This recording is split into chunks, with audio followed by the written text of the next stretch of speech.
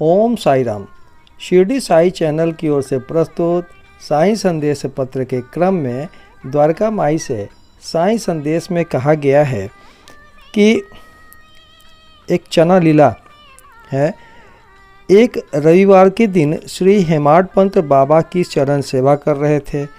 श्यामा बाबा के बाईं ओर तथा बामन राव बाबा के दाहिनी ओर थे।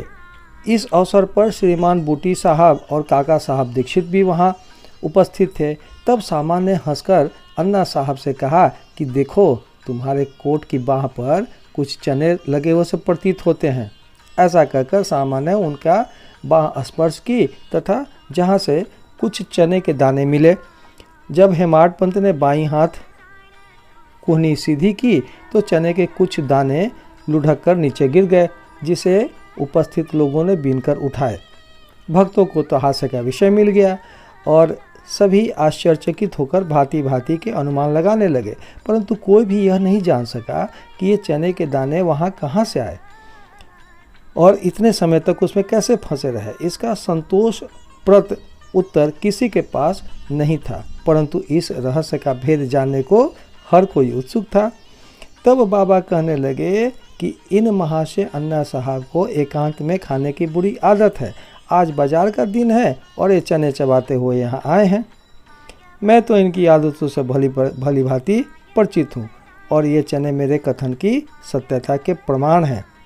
इसमें आश्चर्य की बात ही क्या है। हेमाड पंत बोले, बाबा, मुझे कभी भी एकांत में खाने की आदत नहीं है, फिर इस प्रकार मुझ पर दोषारोपण क्यों करते हो? अभी तक मैंने शिरडी के बाजार के दर्शन भी नहीं किए हैं और आज के दिन तो मैं भूल कर भी बाजार नहीं गया। तब उसके खाने की बात तो दूर है।